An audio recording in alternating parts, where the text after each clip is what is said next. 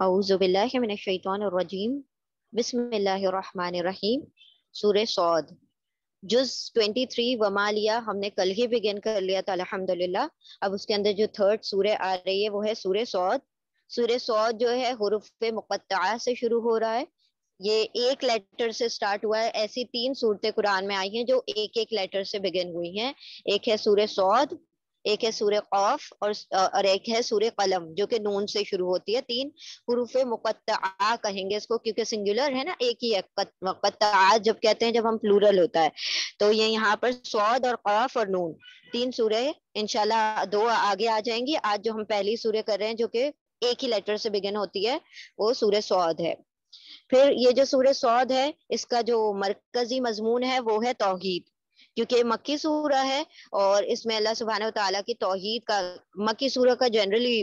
جو ٹاپک ہوتا ہے، مضمون ہوتا ہے، وہ توحید، رسالت اور آخرت ہوتا ہے۔ دوسری چیزیں بھی آئیں گی تھوڑی تھوڑی، ہر مکی سورہ میں تینوں سارے ٹاپک کور کیے جاتے ہیں، لیکن جو ایک مین ہوتا ہے نا، جو سارے سورہ پر چھایا ہوا ہوتا ہے، تو وہ سورہ صاد میں توحید کا مضمون ہے جو پوری سورہ میں اللہ سبحانہ و تعالیٰ کی وحدانیت کو بیان کر رہا ہے۔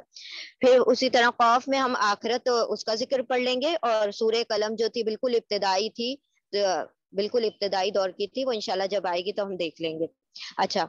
اب یہ جو صاد ہے اس کے بعد کوئی آیت نہیں ہے، جیسے کہ جنرلی ہوتا ہے کہ کوئی مطلب حروف مقطعات کے بعد آیت ہوتی ہے، تو ایسا کوئی ہارڈ اینڈ فاسٹ رول نہیں ہے۔ یہ سارا توفیقی مضمون ہے، یعنی کہ جیسا آپ صلی اللہ علیہ وسلم نے بتا دیا ہم نے ویسے ہی اس کو ماننا ہے، کیونکہ اس کے اندر کوئی چینجز نہیں۔ آپ صلی اللہ علیہ وسلم نے جہاں پر ٹھہرے ہیں تو وہاں پر ٹھہرا جائے گا، وہاں پر آیتیں آئیں گی۔ جہاں پر نہیں آپ صلی اللہ علیہ وسلم ٹھہرے تو اس کا کوئی گرامیٹیکل نہ رول ہے، نہ کوئی ایسا وہ ہے کہ ایک مطلب حروف مقطعات آ گئے تو پھر اس کے بعد وہ آیت آنا ضروری ہے، ایسا کچھ نہیں ہے۔ ایسا مطلب یہ آپ صلی اللہ علیہ وسلم کے نے جیسا بتا دیا ہم نے اسی کے مطابق اس کو پڑھنا ہے۔ بسم اللہ الرحمن الرحیم، سورہ صاد والقرآن ذی الذکر۔ بسم اللہ الرحمن، اب یہ یہاں پر قرآن جنرلی ایسا ہی ہوتا ہے کہ جب حروف مقطعات آتے ہیں تو اس کے بعد اللہ سبحانہ و تعالیٰ اپنے اس کتاب کی جو حکمت اور اس کی جو مطلب جو اس کی شان ہے اس کو بیان کیا کرتے ہیں۔ یہاں پر بھی اللہ سبحانہ و تعالیٰ نے اپنی کتاب کے ذکر سے سورہ کو شروع کیا ہے۔ اب اس میں آپ دیکھتے رہیں گے کہ اللہ سبحانہ و تعالیٰ کی وحدانیت کے لیے التذکیر بالآلاء اللہ اور جو ہم نے پڑھا تھا ایام اللہ، وہ بھی آتا رہے گا درمیان درمیان میں، اللہ کی جو نعمتیں ہیں ان کا بھی ذکر آئے گا۔ بسم اللہ الرحمن الرحیم، اللہ کے نام سے جو بے انتہا مہربان اور رحم فرمانے والا ہے۔ صاد، قسم ہے نصیحت بھرے قرآن کی، بلکہ یہی لوگ جنہوں نے ماننے سے انکار کیا ہے سخت تکبر اور ضد میں مبتلا ہیں۔ ان سے پہلے ہم ایسی کتنی ہی قوموں کو ہلاک کر چکے ہیں، اور جب ان کی شامت آئی ہے تو وہ چیخ اٹھے ہیں، مگر وہ وقت بچنے کا نہیں ہے۔ یعنی کہ اللہ سبحانہ و تعالیٰ نے بیان کر دیا، ایک مرتبہ جب تم عذاب دیکھ لو یا تمہاری موت تمہارے سروں پر آ کر کھڑی ہو جائے گی تو پھر اس کے بعد نہیں بچا جا سکتا، اس کے بعد فیصلہ کر دیا جاتا ہے۔ اس کے ایک مرتبہ عذاب آنے کے بعد عذاب ٹالا نہیں جا سکتا۔ ان لوگوں کو اس بات پر بڑا تعجب ہوا کہ ایک ڈرانے والا خود انہی میں سے آ گیا، یعنی کہ انہی کی قوم میں سے نبی صلی اللہ علیہ وسلم کو مبعوث کر دیا گیا نبوت کے لیے۔ منکرین کہنے لگے یہ ساحر ہے، یعنی جادوگر ہے، سخت جھوٹا ہے، کیا اس نے سارے خداؤں کی جگہ بس ایک ہی خدا بنا ڈالا؟ یہ تو بڑی عجیب بات ہے۔ اور سرداران قوم یہ کہتے ہیں کہ نکل گئے کہ چلو اور ڈٹے رہو اپنے معبودوں کی عبادت پر، یہ بات تو کسی اور ہی غرض سے کہی جا رہی ہے۔ یہ بات ہم نے زمانہ قریب کی ملت میں کسی سے نہیں سنی تھی، یہ کچھ نہیں ہے مگر ایک من گھڑت بات ہے۔ کیا ہمارے درمیان بس یہی ایک شخص رہ گیا تھا جس پر اللہ ذکر کرنا نازل کرتا؟ یعنی کہ یہاں پر یہ کہہ رہے ہیں کہ ہم اتنے بڑے بڑے سردار ہیں، ہمارے اوپر ذکر کیوں نہیں نازل کر دیا گیا؟ اس قرآن کریم کو ذکر بھی کہا گیا ہے کیونکہ یہ یاد دہانی ہے، انسان کو اس کی فطرت کی یاد دلاتی ہے، اللہ سبحانہ و تعالیٰ نے کس مقصد کے تحت انسان کو پیدا کیا ہے، تو اس قرآن سے اس کو اس کے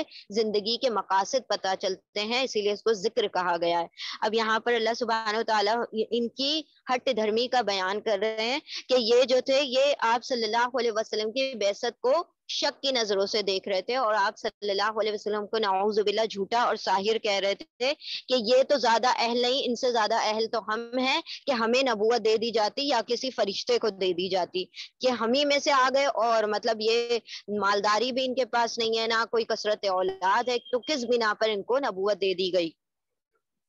اصل بات یہ ہے کہ یہ میرے ذکر پر شک کر رہے ہیں، اور یہ ساری باتیں اس لیے کر رہے ہیں کہ انہوں نے میرے عذاب کا مزہ چکھا نہیں ہے۔ کیا تیرے داتا اور غالب پروردگار کی رحمت کے خزانے ان کے قبضے میں ہیں؟ کیا یہ آسمان اور زمین ان کے درمیان کی چیزوں کے مالک ہیں؟ اچھا تو یہ عالم اسباب کی بلندیوں پر چڑھ کر دیکھیں۔ یعنی اللہ سبحانہ و تعالیٰ نے کہہ دیا کہ تمہارے پاس جتنے بھی اسباب ہیں اس کے ذریعے سے دیکھ لو، اور تم بتا دو کہ یہ جو آپ صلی اللہ علیہ وسلم سے زیادہ جو تم اہل ہو، تو اس کے لیے تم کیا دلیلیں پیش کرتے ہو، اور یہ جو دنیا اور آسمان بنائے ہیں ان میں تمہارے جھوٹے خداؤں کا کیا شرکت ہے، کتنا حصہ ہے، وہ تم اس کو سند کے ذریعے سے، کسی دلیل کے ذریعے سے بیان کر دو، تو ہم بھی تمہاری پھر بات مانیں۔ یہ تو جتھوں میں سے ایک چھوٹا سا جتھا ہے جو اسی جگہ شکست کھانے والا ہے۔ اس سے پہلے نوح کی قوم اور عاد اور میکھوں والے فرعون اور سمود اور قوم لوط اور ایکا والے جھٹلا چکے ہیں۔ یعنی یہاں پر کہا چھوٹا سا جتھا ہے جو یہی تباہ ہونے والے ہیں، یعنی کہ اللہ سبحانہ و تعالیٰ نے ان کی جو فنا لکھ دی تھی وہی مکہ میں ہی یہ سارے کے سارے بعد میں قتل کر دیے گئے۔ فتح مکہ سے پہلے جب حکم آیا کہ یہ یا تو نکل جائیں، 4 مہینے کا وقت ہے، یا پھر یہ سرنڈر کر دیں، اسلام قبول کر لیں، یا ان کو جلا وطن کر دیا جائے گا۔ ان کے پاس 3 آپشن دے دیے گئے تھے۔ اللہ سبحانہ و تعالیٰ نے کہا کہ یہ تو بہت ہی معمولی سے لوگ ہیں، اس سے پہلے جو ہم نے کتنی ہی بستیاں تباہ کر دی جو کہ بڑی بڑی مطلب عہدوں پر ہوا کرتے تھے، بڑے بڑے محلات میں رہا کرتے تھے، اور تم سے زیادہ مضبوط ہوا کرتے تھے، اور ان کی تعداد بھی تم سے زیادہ تھی، ہم نے ان کو تباہ کر دیا، تو تم تو پھر کئی چند لوگ ہو جن کو عذاب دینا کوئی بڑی مشکل بات نہیں ہے۔ میخو والا فرعون اس کو کیوں کہا جاتا ہے؟ کیونکہ یہ جو میخے کہا جاتا ہے، وہ جو کیلے ہوتی ہے نا جو ٹینٹ وغیرہ گاڑتے ہیں، تو اس کے لیے جب ان کا لشکر چلا کرتا تھا تو اتنا بڑا لشکر لے کے چلتا تھا کہ یہ جو ہے مطلب اس کے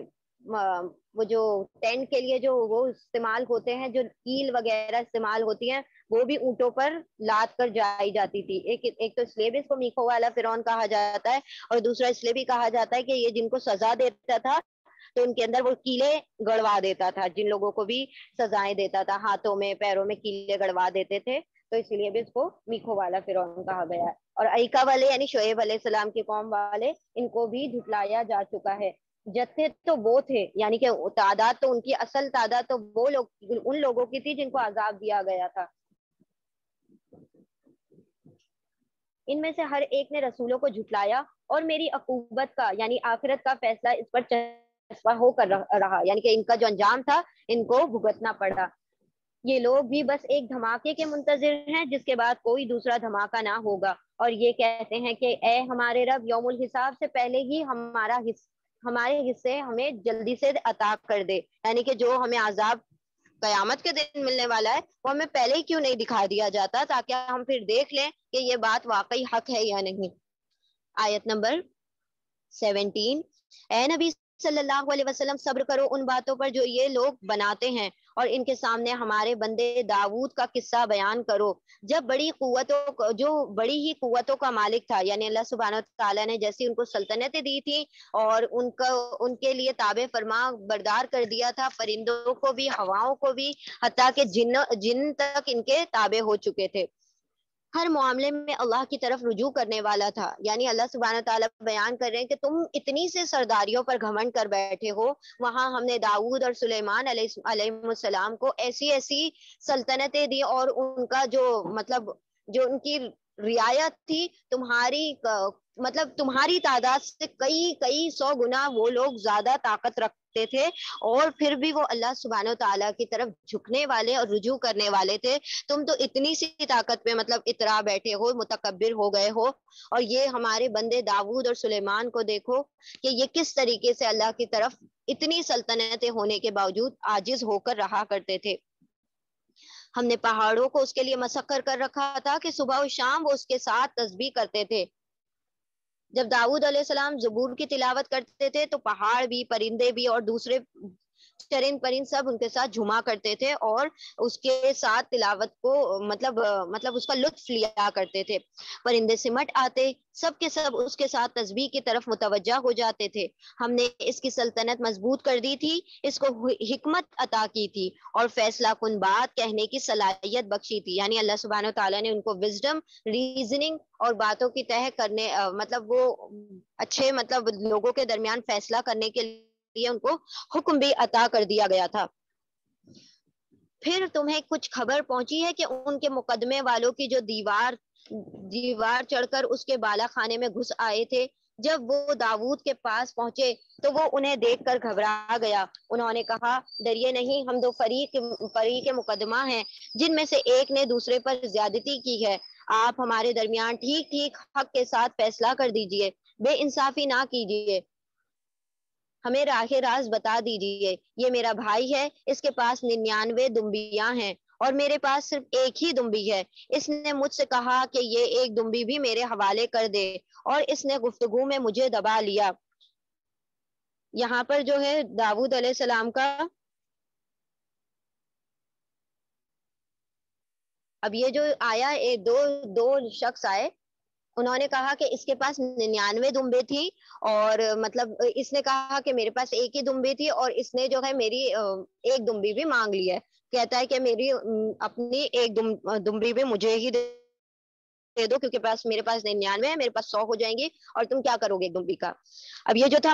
جو مستغیث تھا یعنی کہ جو بات لے کر آیا تھا، اس نے یہ نہیں کہا کہ میری دمبی چھین لی ہے، بلکہ یہ کہا کہ میری دمبی بھی مجھ سے مانگی ہے اور یہ چاہا کہ میں وہ اس کے حوالے کر دوں. چونکہ یہ بڑی شخصیت کا آدمی ہے اس لیے مجھ پر یہ اس کا دباؤ پڑ رہا ہے. یعنی کہ اس نے کہا کہ یہ میرے اوپر دباؤ ڈال رہا ہے کہ میں اس کی دمبی مجھے زبردست جبرن تو اپنی دمبی بھی مجھے دے دے.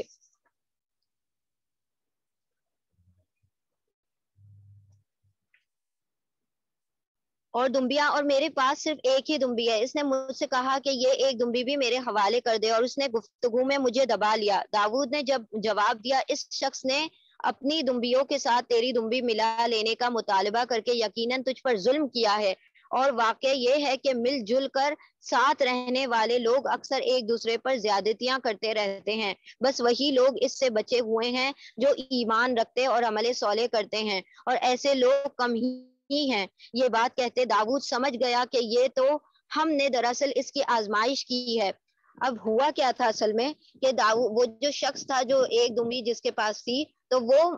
جبرن اصل میں اس نے اس کی دمبی دبا لی تھی. Just a minute.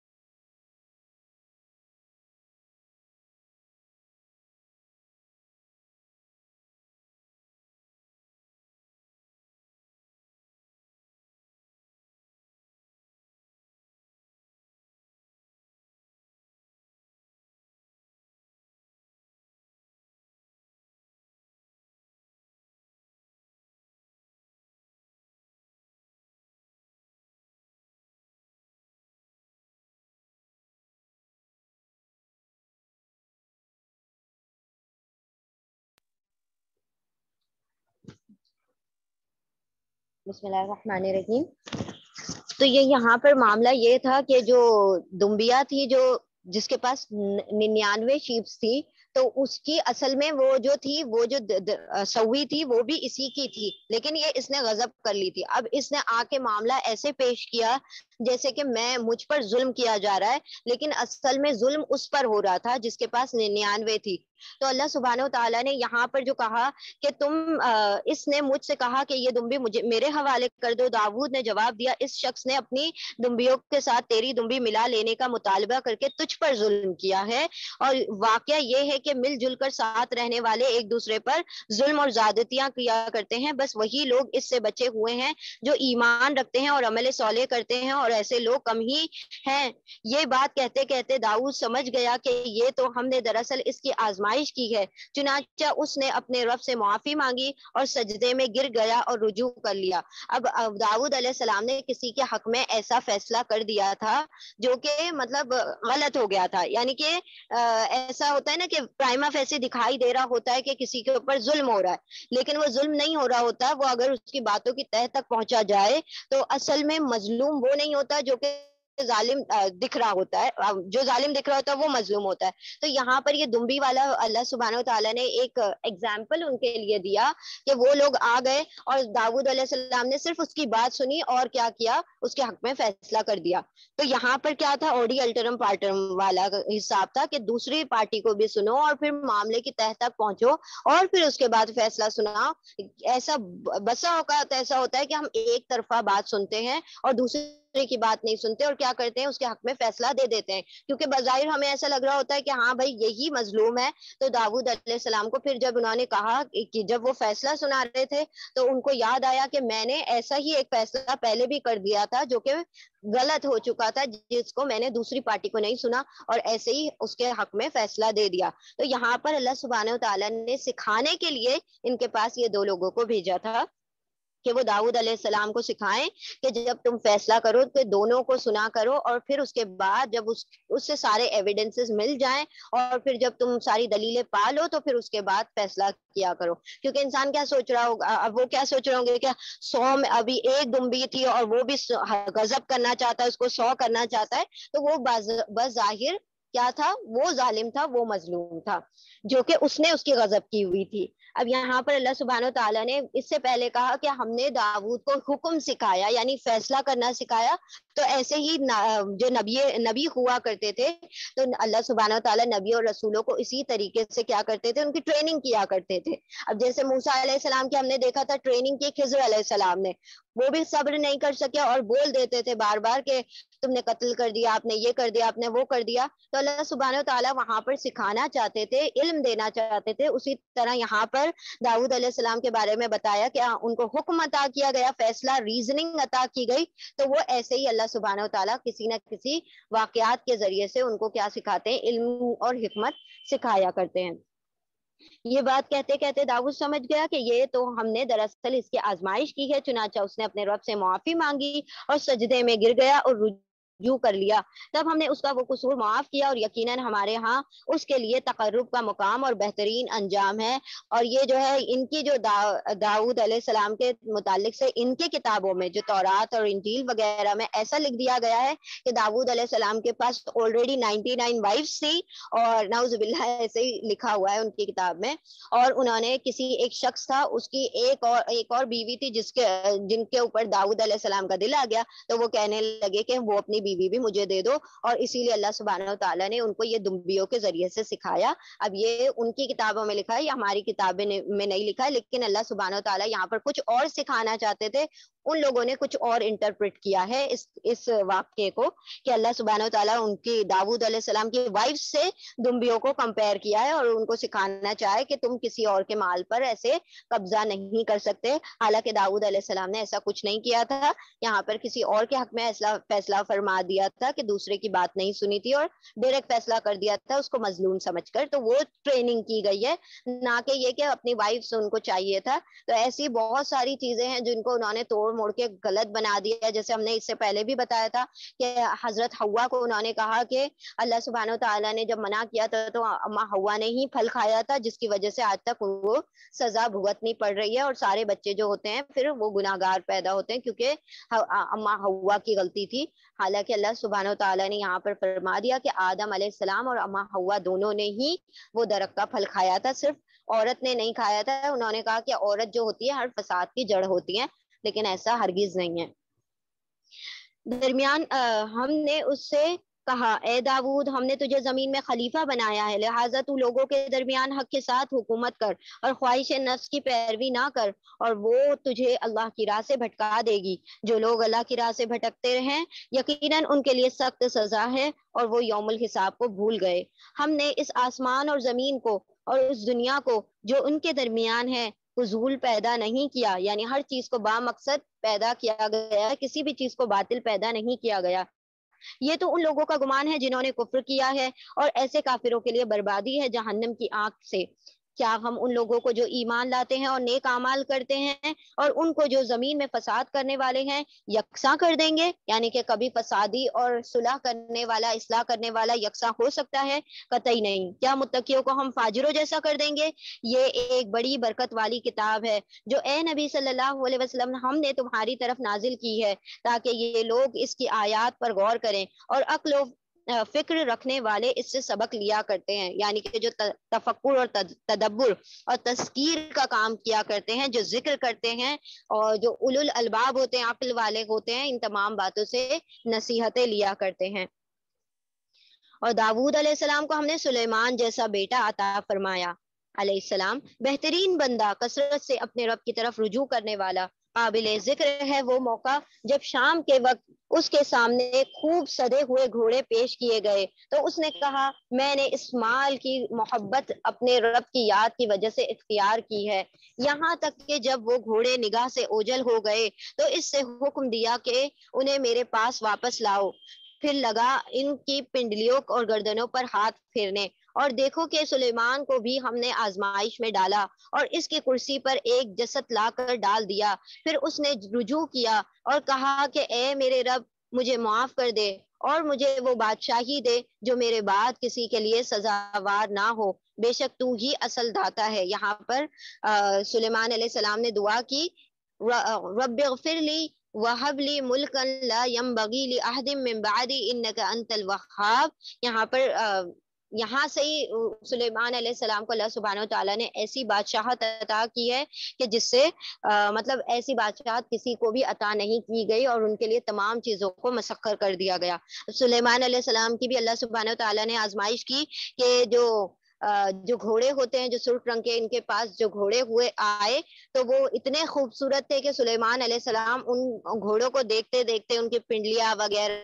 سب سہلانے لگے اور اتنے غافل ہو گئے کہ وہ جو اللہ سبحانہ و تعالیٰ کی یاد ہے اس سے غفلت میں پڑ گئے۔ تو اللہ سبحانہ و تعالیٰ نے کہا کہ ہم نے بھی اس کو دنیا کی چیزوں سے آزمایا، لیکن جب اسے یاد آیا تو وہ اللہ سبحانہ و تعالیٰ سے مغفرت طلب کرنے لگا، اور وہ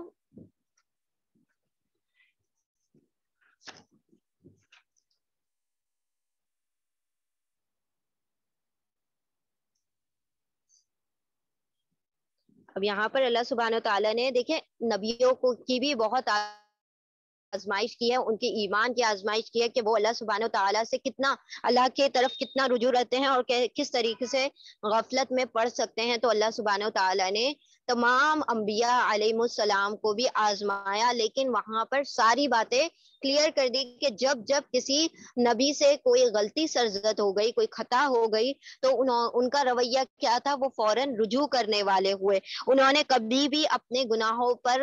اڑ نہیں گئے، اس پر اصرار نہیں کیا، جس طریقے سے اللہ سبحانہ و تعالیٰ نے سورہ بقرہ میں دو لوگوں کا تذکرہ کر دیا، آدم علیہ السلام کا اور پھر شیطان کا تذکرہ کر دیا کہ دیکھو کہ جو بندے اللہ سبحانہ و تعالیٰ کی معصیت کر بیٹھتے ہیں، ان سے نافرمانی سرزد ہو جاتی ہے اور وہ پھر کیا کرتے ہیں، اللہ کی طرف رجوع کر لیتے ہیں، تو اللہ سبحانہ و تعالیٰ بھی ان کی بخشش فرما دیتے ہیں، ان کے درجے بھی بلند کر دیتے ہیں، ان کے گناہوں کی، خطاؤں کی مغفرت بھی ہو جاتی ہے۔ لیکن جو اڑ جاتے ہیں اور پھر اس بات پر اصرار کرتے ہیں تو اللہ سبحانہ و تعالیٰ ان کو ملعون کر دیتے ہیں اور پھر ان کا کوئی مددگار نہیں ہوتا، یعنی وہ اللہ کی رحمت سے مایوس بھی ہو جاتے ہیں اور اللہ سبحانہ و تعالیٰ پھر ان کو ان کی کوئی راہیابی نہیں کرتا۔ اور ہمارے بندے ایوب کا ذکر کرو، جب اس نے اپنے رب کو پکارا کہ شیطان نے مجھے تکلیف اور عذاب میں ڈال دیا ہے، ہم نے اسے حکم دیا اپنے پاؤں زمین پر مار، یہ ہے ٹھنڈا پانی۔ اب ہم نے اس سے پہلے بھی دیکھا تھا کہ ایوب علیہ السلام کو اللہ سبحانہ و تعالیٰ نے آزمایا ان کو بیماری دے کر، اور بیماری کی اور علالت کا جو عرصہ تھا کافی طویل تھا، کئی برس پر مشتمل تھا، لگ بھگ 20 یا 30 برس تک جو تھے ایوب علیہ السلام جو تھے بیماری میں مبتلا رہے، یا کہیں آتا ہے 8 برس رہے۔ تو یہ جو تھا ان کا بیماری کا جو سلسلہ اتنا طویل تھا کہ ان کی اولادیں ساری چلی گئی، ان کی بیوی جو تھی وہ چھوڑ کر چلی گئی، ان کی سارے مال و اولاد سب چیز ان سے چھین لی گئی، لیکن حضرت ایوب علیہ السلام نے وہ صبر کا مظاہرہ کیا کہ اللہ سبحانہ و تعالیٰ نے پھر مطلب صبر جو تھا ان کا، اس کے بعد اللہ سبحانہ تعالیٰ نے ان کو ایسی شفا عطا فرمائی کہ اللہ سبحانہ تعالیٰ نے ان کا نام بلند انبیاء علیہ السلام میں داخل کر دیا کہ ہمارے بندے ایوب کا ذکر کرو، جب اس نے اپنے رب کو پکارا اور اس کے شیطان نے مجھے تکلیف اور عذاب میں ڈال دیا ہے، ہم نے اسے حکم دیا اپنے پاؤں زمین پر مار، یہ ہے ٹھنڈا پانی نہانے کے لیے اور پینے کے لیے۔ یعنی جب وہ بیماری اور علالت میں بہت زیادہ حد سے بڑھ چکے تھے تو پھر انہوں نے دعا کی کہ یا رب میری مدد فرمائی جائے، تو پھر اللہ سبحانہ تعالیٰ نے ایک چشمہ جاری کر دیا۔ اتنے مطلب وہ ایسے ہو گئے تھے کہ بالکل بیڈ ریڈن ہو چکے تھے، تو اللہ سبحانہ تعالیٰ نے اسی لیے ان کو کہا کہ اپنے پیروں کو رگڑو، اور وہیں سے چشمہ جاری کر دیا۔ پھر ان سے کہا گیا کہ اس کے اندر ڈبکی لگائی جائے، جس طریقے سے نہایا جاتا ہے تو نہایا جائے۔ پھر اس چشمے سے اللہ سبحانہ تعالیٰ نے ان کی جسمانی بیماریوں کو بھی پاک کر دیا اور ان کو نہانے کے لیے اس پانی کو جاری کر دیا۔ یہاں پر ان کی دعا ہے وہ ماں کر لیں، اذ نادى ربه انی مسنی الشیطان بنصب وعذاب ارکض برجل۔ پھر یہاں پر اللہ سبحانہ تعالیٰ نے پھر ان کے لیے مدد فرمائی کہ اللہ سبحانہ تعالیٰ جب بھی کسی بندے نے اللہ کی طرف رجوع کیا ہے تو اللہ سبحانہ تعالیٰ نے اس کے رجوع پر لبیک کہا ہے۔ ہم نے اسے اس کے اہل و عیال واپس دے دیے اور ان کے ساتھ اتنے ہی اور اپنی طرف سے رحمت کے طور پر اور عقل و فکر رکھنے والوں کے لیے درس کے طور پر، اور ہم نے اس سے کہا تنکوں کا ایک مٹھا لے اور اس سے مار دے، اپنی قسم نہ توڑ، ہم نے اسے صابر پایا، بہترین بندہ اپنے رب کے طرف بہت رجوع کرنے والا۔ اب یہ جو بات ہوئی تھی کہ نا جب ان کی بیماری حد سے زیادہ بڑھ گئی تھی اور جو بیوی جو تھی ان کی وہ مایوس ہو گئی، اور پھر اس نے ایسے کلمات کہہ دیے تھے کہ جو اللہ سبحانہ وتعالیٰ کی ذات کی طرف جاتے تھے۔ انہوں نے کہا تھا کہ میں تجھے 100 کوڑے ماروں گا تو اگر اپنی زبان سے ایسی کوئی بات نکالے گی تو، یا پھر تو مجھے چھوڑ کر چلی جائے گی۔ ایسے سارے ان کے بیچ میں کنورزیشن ہوئی اور پھر انہوں نے 100 کوڑے مارنے کا وہ کر لیا تھا، قصد کر لیا تھا، قسم کھا لی تھی ایوب علیہ السلام نے۔ تو اللہ سبحانہ و تعالیٰ جب ان کی بیوی ان کے پاس واپس لوٹ آتی ہے اور ان کی اولادیں، اللہ سبحانہ و تعالیٰ ان کو اور مزید اولادوں سے عطا فرماتا ہے، اور جو بھی ان کی بحالی دوبارہ سے لوٹ آتی ہے، تو اب اللہ سبحانہ و تعالیٰ سے وہ کہتے ہیں کہ یا اللہ میں نے تو قسم اٹھائی تھی کہ میں اپنی بیوی کو 100 کوڑے ماروں گا، اب کیا بنے گا میرا، مطلب 100 کوڑے مارے جائیں گے تو پھر ہلاک ہی ہو جائے گی پوری طریقے سے۔ تو اللہ سبحانہ تعالیٰ نے پھر ایک ان کے لیے تدبیر پیش کی کہ تم جو ہے وہ 100 کوڑے مارنے کی بجائے ایسا کرو، 100 تنکوں کی ایک لکڑی کو اکٹھا کر لو، 100 تنکے، اور 100 تنکوں سے اپنی بیوی کو ایک مرتبہ مار دو تاکہ تمہاری قسم جو ہے اس کا کفارہ ادا ہو جائے، اپنی قسموں کو توڑنے کی ضرورت نہیں ہے، اور اس سے مار دے، اپنی قسم نہ توڑ۔ ہم نے اسے صابر پایا، بہترین بندہ اپنے رب کی طرف بہت رجوع کرنے والا۔ اللہ سبحانہ و تعالیٰ نے یہاں پر ان کی ایک صفت بیان کی کہ وہ بہت زیادہ صبر کرنے والے ہوئے، مطلب جب بھی ان سے ساری چیزیں چھنتی چلی گئی، بیماری، جسمانی بیماری بھی آ گئی، اولاد بھی چلی گئی، بیویاں تھی وہ بھی چھوڑ کر چلی گئی، اور اللہ سبحانہ تعالیٰ نے بالکل ان کو یہ بے یارو مددگار اکیلا چھوڑ دیا۔ تو پھر اللہ سبحانہ تعالیٰ سے جب انہوں نے رجوع کیا ہے اور اللہ سبحانہ تعالیٰ نے فرمایا کہ ہم نے ایوب کو بڑا صابر پایا، انہوں نے کبھی ہم سے شکوہ نہیں کیا کہ اللہ تو نے مجھ سے یہ تمام چیزیں چھین کیوں لی اور تو نے مجھ پر یہ بیماری کیوں نازل کر دی۔ یہاں تک کہ حضرت ایوب کہا کرتے تھے کہ اللہ سبحانہ و تعالیٰ میرے جتنے قریب بیماری کے وقت میں تھے اتنا قریب تو میں نے کسی اور وقت میں نہیں پایا، کیونکہ اللہ سبحانہ و تعالیٰ روز میری خبر لیا کرتے تھے کہ ایوب تمہارا کیا معاملہ ہے، کیسے ہو، مطلب اللہ سبحانہ و تعالیٰ میری حال چال پوچھا کرتے تھے، جس سے میرا جو دل تھا وہ خوش ہو جاتا تھا کہ اللہ مجھ سے میرے بارے میں پوچھتا ہے اور اللہ میری خیر خواہی کرتا ہے، تو میں اس میں اللہ سبحانہ و تعالیٰ کو اپنی بیماری میں اپنے سب سے زیادہ قریب پایا کرتا تھا۔ آیت نمبر 34، ہم نے اسے صابر اور اواب پایا، اواب یعنی کہ بہت زیادہ رجوع کرنے والا پایا۔ آیت نمبر 45، اور ہمارے بندے ابراہیم اور اسحاق اور یعقوب کا ذکر کرو، بڑی قوت عمل رکھنے والے اور دیدہ ور لوگ تھے، ہم نے ان کو ایک خالص صفت کی بنا پر برگزیدہ کیا تھا اور وہ دار آخرت کی یاد تھی، یعنی کہ وہ بہت زیادہ اللہ سبحانہ و تعالیٰ کو اور آخرت کو یاد کرنے والے تھے، آخرت پر یقین رکھنے والے لوگ تھے۔ یقیناً ہمارے ہاں ان کا شمار چنے ہوئے اشخاص میں سے ہے، اور اسماعیل اور الیسع اور ذوالکفل کا ذکر کرو، یہ سب نیکوکار لوگ تھے، یعنی یہ تمام انبیاء کا تذکرہ اس میں لگاتار آ رہا ہے۔ اللہ سبحانہ و تعالیٰ یہاں پر قصص النبیین بیان کر رہے ہیں کہ اللہ سبحانہ و تعالیٰ نے کس طریقے سے نبیوں کو آزمایا اور ان کو صابر پایا، اور وہ بڑے اواب تھے، بڑے رجوع کرنے والے، ان سب کو پایا۔ یہ ایک ذکر تھا، اب سنو کہ متقی لوگوں کے لیے یقینی بہترین ٹھکانہ ہے ہمیشہ رہنے والی جنتیں، جن کے دروازے ان کے لیے کھلے ہوئے ہوں گے، ان میں وہ تکیے لگائے بیٹھے ہوئے ہوں گے، خوب خوب فواکہ، یعنی کہ ان کے اندر بہت سارے پھل فروٹس ہوں گے، اور مشروبات ہوں گے، پینے کی چیزیں ہوں گے، طلب کر رہے ہوں گے، اور ان کے پاس شرمیلی ہمسن بیویاں ہوں گی، یعنی کہ ان کی عمر جو ہوگی وہ بالکل انہی کی عمر کی، لگ بھگ 33 کی ایج کے سارے لوگ ہوا کریں گے وہاں پر، مرد بھی اور عورتیں بھی۔ یہ وہ چیزیں ہیں جنہیں حساب کے دن عطا کرنے کا تم سے وعدہ کیا جا رہا ہے، یہ ہمارا رزق ہے۔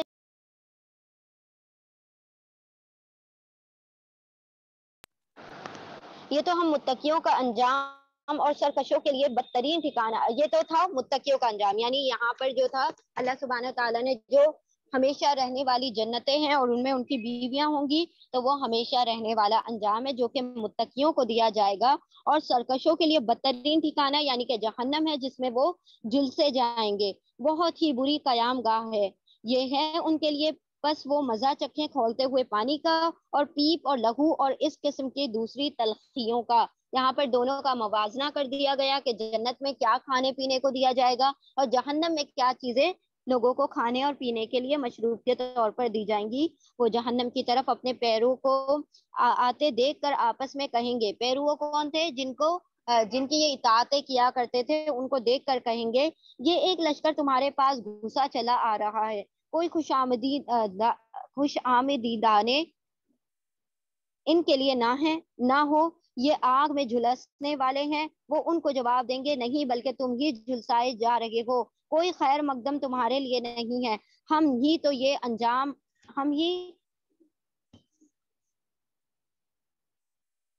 تم ہی تو ہمارے آگے یہ انجام لے کر آئے ہو، ہم نہیں لے کر آئے۔ یعنی کہ اب دیکھیں یہاں پر یہ وہ جو الزام والی بات جو اس سے پہلے صورتوں میں بیان کی جا چکی ہے، کہ جب یہ اپنے پیروکاروں کو، جن کی یہ اطاعت کیا کرتے تھے، جن کو یہ اپنا خدا مان بیٹھے تھے، جھوٹے معبودوں کو جب یہ آتا ہوا دیکھیں گے تو یہ کہیں گے کہ تمہاری پیروی ہم نے کی تھی، اس کی وجہ سے ہم جھلسائے جا رہے ہیں۔ تو وہ کہیں گے کہ تم ہماری وجہ سے نہیں، بلکہ تم اپنے نفس کی پیروی کی وجہ سے جا رہے ہو، ہم نے تمہیں اس طرف گامزن نہیں کیا تھا، بلکہ تم اپنے ہی کیے کا مزہ چکھ رہے ہو۔ کیسی بری ہے یہ جائے قرار، آیت نمبر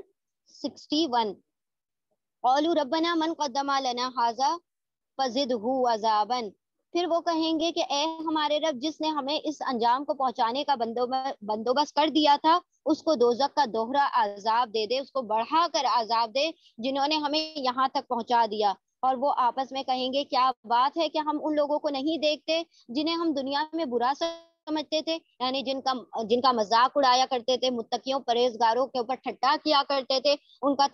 تمسخر کیا کرتے تھے، وہ تو ہمیں جہنم میں دکھائی نہیں دیتے، ہم تو سمجھتے تھے وہ جہنمی ہے، ہم نے یوں ہی ان کا مذاق بنا لیا تھا، یا وہ کہیں نظروں سے اوجھل ہیں۔ بے شک یہ بات سچی ہے، اہل دوزخ میں یہی کچھ جھگڑے ہونے والے ہیں، یعنی کہ یہی باتیں ان کو رہیں گی کہ یہ نہیں دکھائی دے رہا، وہ نہیں دکھائی دے رہا، ہمارا عذاب کم کرو، ان کا عذاب بڑھا دو۔ اللہ سبحانہ و تعالیٰ نے پہلے ہی کہہ دیا کہ ہر کسی کو دوہرا عذاب دیا جائے گا، کیونکہ تم نے کسی اور سے گمراہی خریدی، اور تم نے دوسرے لوگوں کو اپنے آپ سے گمراہ کر دیا، تو سبھی کے لیے کیا ہے؟ دوہرا عذاب ہے۔ اے نبی صلی اللہ علیہ وسلم، ان سے کہو میں تو بس خبردار کر دینے والا ہوں، کوئی حقیقی معبود نہیں مگر اللہ، جو یکتا ہے، سب پر غالب، آسمانوں اور زمین کا مالک، ان ساری چیزوں کا مالک جو ان کے درمیان ہے، زبردست اور درگزر کرنے والا۔ ان سے کہو یہ ایک بڑی خبر ہے جس کو سن کر تم منہ پھیرتے ہو، یعنی کہ قیامت کا دن ہے جو نبأ العظیم ہے، سب سے بڑی خبر ہے، ایک بریکنگ نیوز ہے، جس دن تم اسے دیکھ لو گے تو تمہیں یقین آ جائے گا۔ آیت نمبر 69 ان سے کہو مجھے اس وقت کی کوئی خبر نہ تھی جب ملائل اعلیٰ میں جھگڑا ہو رہا تھا، مجھ کو تو وحی کے ذریعے سے یہ بات معلوم ہوئی صرف اس لیے بتائی جاتی ہے کہ میں کھلم کھلا خبردار کرنے والا ہو جاؤں، یعنی کہ جو آپس میں یہ لوگ جھگڑا کر رہے ہوں گے اور جو بھی ساری چیزیں ہو رہی ہوں گی، یہ ساری تو مجھے وحی کے ذریعے سے باتیں بتا دی جاتی ہیں. مطلب میں وہاں موجود نہیں ہوتا، لیکن اللہ سبحانہ و تعالیٰ اپنی وحی کے ذریعے سے مجھے ساری باتوں سے آگاہ کر دیتے ہیں تاکہ میں تمہیں واضح طور پر بتا دوں کہ در حقیقت تمہارے ساتھ کیا ماجرا پیش آنے والا ہے. جب تیرے رب نے فرشتوں سے کہا میں مٹی سے ایک بشر بنانے والا ہوں، اب یہ بھی خبر کون سی ہے؟ جو اللہ سبحانہ و تعالیٰ اور ان کی فرشتوں کے درمیان جو کنورزیشن ہو رہی ہے، یہ بھی اللہ سبحانہ و تعالیٰ نے وحی کے ذریعے سے نبی صلی اللہ علیہ وسلم کو بتا دی کہ فرشتوں اور اللہ سبحانہ و تعالیٰ میں یہ بات ہو رہی ہے کہ اللہ نے فرمایا میں مٹی سے ایک بشر بنانے والا ہوں، پھر جب میں اسے پوری طرح بنا دوں اور اس میں اپنی روح پھونک دوں تو تم اس کے آگے سجدے میں گر جانا. اس حکم کے مطابق فرشتے سب کے سب سجدے میں گر گئے، مگر ابلیس نے اپنی بڑائی کا گھمنڈ کیا اور وہ کافروں میں سے ہو گیا. رب نے فرمایا اے ابلیس، تجھے کیا چیز اس کے سجدے کرنے سے مانے ہوئی جسے میں نے اپنے دونوں ہاتھوں سے بنایا ہے؟ تو بڑا بن رہا ہے یا تو ہے ہی کچھ اونچے درجے کی ہستیوں میں سے؟ یعنی اللہ سبحانہ و تعالیٰ فرما رہے ہیں، ریزن پوچھ رہے ہیں کہ تم نے کیوں ابلیس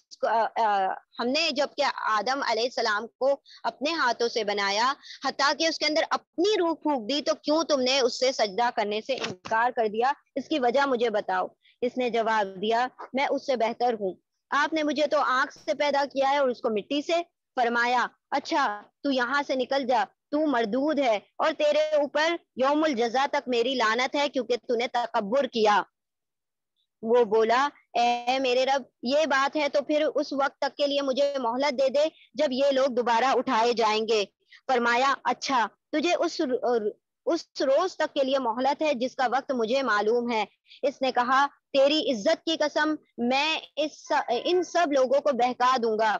بجز تیرے ان بندوں کے لیے جنہیں تو نے خالص کر لیا ہے. فرمایا تو حق یہ ہے کہ میں حق ہی کہا کرتا ہوں کہ میں جہنم کو تجھ سے اور ان سب لوگوں سے بھر دوں گا جو انسانوں میں سے تیری پیروی کرنے والے ہیں. یعنی اللہ سبحانہ و تعالیٰ سے وعدہ لے کر آیا، اس نے اپنی عبادت کے جو صلے میں کیا مانگ لیا؟ اللہ سبحانہ و تعالیٰ سے ہمیشہ کے لیے وقت مانگ لیا کہ جب تک قیامت نہیں آ جاتی اللہ مجھے اتنا وقت دے دے کہ میں جو ہوں ان تمام تیرے آدم کے اولاد کو، کیونکہ آدم کی وجہ سے میں گمراہ ہوا ہوں، تو میں ان کی تمام اولادوں کو گمراہ کر دوں گا اور یہ سارے کے سارے کیا ہوں گے؟ تجھ سے روگردانی کریں گے اور تجھ سے دور دکھائی دیں گے، یعنی کہ وہ تمام بندے تیری نافرمانی ہی کرتا ہوا تو انہیں پائے گا. یعنی یہ اس نے وعدہ کیا تھا کہ تیرے صرف مخلص بندے جو ہوں گے وہ مجھ سے بچ پائیں گے، باقی سارے کے سارے کیا ہوں گے؟ میری طرف میری باتوں کو مان لیں گے. تو اللہ سبحانہ و تعالیٰ نے فرما دیا کہ تیرے ساتھ ساتھ ان سب کو بھی جہنم میں ڈال دوں گا جو تیری پیروی کریں گے، اور جو میری پیروی کریں گے جو خالص ہوں گے وہ جنتوں میں دائمی جنت میں رہنے والے ہوں گے. اے نبی صلی اللہ علیہ وسلم ان سے کہہ دو کہ میں اس تبلیغ پر تم سے کوئی اجرت نہیں مانگتا اور زمین بناوٹی لوگوں میں سے ہو. سوری یہاں پر دیکھیں اللہ سبحانہ و تعالیٰ نے وہی بات جو کہ اس سے پہلے ہم نے سورہ قصص میں پڑھی تھی کہ ہر نبی جب اپنا پیغام لے کر آ رہا تھا تو کیا کہہ رہا تھا کہ میں تمہارے پاس پیغام لے کر آیا ہوں، اس کو مان لو، اس میں کسی بھی قسم کا شک نہیں ہے اور میں تم سے اس پر کوئی اجر نہیں مانگتا، کوئی جو ہے تم مجھے اجر نہیں دو گے، میرا اجر صرف اللہ سبحانہ و تعالیٰ کے پاس ہے اور وہی مجھے اس کا ریوارڈ دے گا. یہی بات نبی صلی اللہ علیہ وسلم یہاں پر فرما رہے ہیں کہ میں تم سے اس پر کوئی کسی بھی قسم کی اجرت نہیں مانگتا، جو پیغام میں تمہارے لیے لے کر آیا ہوں اس میں تمہارا بھلا ہے نہ کہ میرا، اور میرا اجر کس کے پاس ہے؟ اللہ سبحانہ و تعالیٰ کے پاس ہے. یہ تو ایک نصیحت ہے تمام جہان والوں کے لیے، اور تھوڑی مدت ہی گزرے گی کہ تمہیں اس کا حال خود معلوم ہو جائے گا، یعنی یا تو تمہاری موت تمہیں بتا دے گی کہ تم کس گناہ میں پڑے رہے ہو، یا تمہاری آخرت جو کہ عذاب اگر تم پر قیامت طاری ہو گئی، اس وقت تک اگر تم زندہ رہے، جب قیامت آنے والی ہوگی تو تمہیں اس بات کی خبر ہو جائے گی کہ تم نے کیسی گمراہی اختیار کی تھی، جس کا انجام تم آج سامنے دیکھ رہے ہو۔ یہاں پر الحمدللہ ہماری سورۃ الصاد مکمل ہو گئی، جس میں تذکیر بال اللہ کی ایام اللہ کا ذکر کیا گیا، آلاء اللہ کا ایکچولی ذکر کیا گیا، اس کے ساتھ قصص النبیین کا ذکر کیا گیا۔ اب یہاں سے ہماری سورہ زمر سٹارٹ ہوتی ہے۔ اب یہ جو ہم نے کہا تھا کہ لگاتار سورہ عذاب ہو چکی تھی، اس کے بعد سے لگاتار 13 صورتیں مکی صورتیں ہیں، اس میں سے بھی ہم نے 5 صورتیں مکمل کر لی ہیں۔ سورہ سبا، سورہ فاتر جو کہ سورہ یاسین سے 2 پہلے تھی، اور سورہ یاسین کے 2 بعد صافات اور صاد، یہ جو 2 تھی سورہ سبا، وہ دونوں ایسی تھی حامیم سے شروع ہونے والی تھی، اور دونوں یہ جو سورہ صاد اور یہ صافات صاد سے شروع ہونے والی ہیں، اور ان کے درمیان میں سورہ یاسین کو ایز اے دل رکھ دیا گیا، قلب قرآن رکھ دیا گیا۔ اور یہ جو قرآن کا جو ہم نے دیکھا تھا کہ جیسے پوزیشن دل کی ہے، بالکل ویسی پوزیشن قرآن کی ہے، تھوڑا سا دل جس طرح سے ہٹ کے ہے، اسی طرح سے سورہ یاسین تھوڑا سا ہٹ کے ہے۔ پھر اس کے بعد 2 صورتیں اس کے بعد آ گئی تھی، یہ ہم نے مکمل کر لی۔ اب یہاں سے جو سورہ شروع ہو رہی ہیں، 8 لگاتار صورتیں سورہ زمر سے لے کر جو 8 صورتیں ہیں، وہ بالکل اسی طرز پر ہے جو کہ ہم نے سورہ فرقان سے سورہ سجدہ تک پڑھی تھی۔ سورہ فرقان سے سورہ سجدہ تک ہم نے دیکھا تھا کہ اس میں 8 صورتیں جو تھی ایک ہی ٹاپک پر تھی، مکی صورتیں تھی، اور وہ جو تھی اس میں سے 7 صورتیں جو تھی حروف مقطعات سے شروع ہو رہی تھی، یعنی کہ جو حروف مقطعات تھی وہ سورہ فرقان کے علاوہ 7 صورتیں جو تھی وہ ساری کی ساری مقطعات سے شروع ہونے والی تھی۔ اسی طرح یہاں سے سورہ زمر سے لے کر اگلی 7 جو صورتیں ہوں گی وہ ساری کی ساری حروف مقطعات سے شروع ہوں گی، سوائے سورہ زمر کو چھوڑ کر، باقی ساری کی ساری ہا میم سے شروع ہونے والی صورتیں ہیں۔ اب ان کا بھی مضمون جو ہے لگ بھگ سیم ہوگا، ساری کی ساری مکی صورتیں ہیں تو ان کے اندر تھوڑا تھوڑا سارا ٹاپک آتا رہے گا، توحید بھی آئے گا، آخرت بھی آئے گی، اور رسالت کا بھی ٹاپک آئے گا، لیکن یہ ان میں سے جو 4 صورتیں ہیں، کون سی 4 صورتیں جو سورہ زمر سے شروع ہو رہی ہیں، وہ 4 صورتیں زمر ہے، اس کے بعد زمر کے بعد ہے مومن ہے یعنی سورہ غافر ہے، پھر حامیم سجدہ ہے، اور پھر اس کے بعد جو ہوگی سورہ شورا، ہاں جی سورہ شورا۔ یہ 4 صورتیں جو ہیں اللہ سبحانہ و تعالیٰ کی توحید پر مبنی ہیں۔ اب توحید بھی 2 طریقے کی ہوتی ہیں، ایک توحید ہوتی ہے عقیدے کی توحید، اور ایک ہوتی ہے توحید عملی۔ تو یہ جو 4 صورتیں ہیں سورہ زمر سے لے کر آگے 4 صورتیں شورا تک، وہ ساری کی ساری توحید عملی پر منحصر ہیں۔ اب توحید عقیدے کی توحید کیا ہے کہ ہاں بھائی اللہ ہی سب کچھ ہے، اللہ سبحانہ و تعالیٰ کے سوا کوئی ذات نہیں ہے، کوئی صفات اللہ سبحانہ و تعالیٰ کے ساتھ میں شریک نہیں ہو سکتی، تو یہ عقیدے کی توحید ہے کہ ہم اللہ کو ایک مانتے ہیں اور اللہ کی صفات میں کسی کو شریک نہیں کرتے، یہ توحید عقیدے والی ہے۔ اس میں جو آنے والی ہے توحید زمر والی جو ہے وہ عملی توحید ہے۔ عملی توحید کیا ہوتی ہے؟ لا مقصود الا اللہ، اللہ کے سوا کوئی مقصد حیات نہیں ہے، اللہ سبحانہ و تعالیٰ کے لیے خالص ہمارے عمل ہیں، اور اطاعت صرف اللہ ہی کی ہوگی، یعنی اللہ کے سوا کسی کی اطاعت قابل قبول نہیں ہے۔ ہاں ساری اطاعتیں ہوں گی، والدین کی بھی ہوگی، اساتذہ کی بھی ہوگی، سب کی اطاعتیں ہوں گی، لیکن اللہ کی اطاعت کے تابع ہوں گی وہ ساری اطاعتیں، یعنی اللہ سبحانہ و تعالیٰ نے اگر کوئی حکم دے دیا اور پھر والدین کی اطاعت یا کسی اور کی اطاعت جو ہے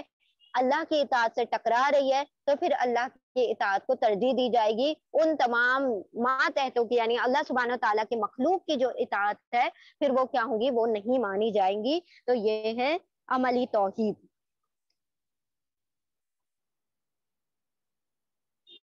اس میں عملی توحید میں جو ہوتا ہے طالب و مطلوب کا ریلیشن بتایا جاتا ہے، یعنی کہ ہر انسان کا کچھ نہ کچھ مطلوب ہوتا ہے، ہر انسان جو ہے کوئی نہ کوئی اپنا مقصد، ایک آئیڈیل، ایک منزل کو اپنے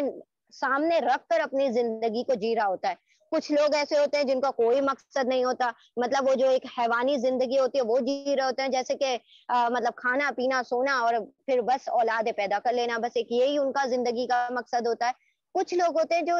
عام طور پر جنرلی جو ہوتا ہے انسان جو ہوتا ہے اپنی دنیا کے کوئی مقصد لے کر چل رہا ہوتا ہے کہ مجھے یہ گول حاصل کرنا ہے، مجھے وہ گول حاصل کرنا ہے، مجھے آئی ایس بننا ہے، مجھے یہ آئی پی ایس بننا ہے اور مجھے یہ کرنا ہے، تو وہ دنیا کے مقاصد ہے، کچھ نہ کچھ تو مقصد ہو جاتا ہے۔ لیکن اصل مقصد جو کہ اللہ سبحانہ و تعالیٰ نے جس مقصد کے تحت انسان کو پیدا کر دیا ہے وہ ہے لا مقصودہ الا اللہ،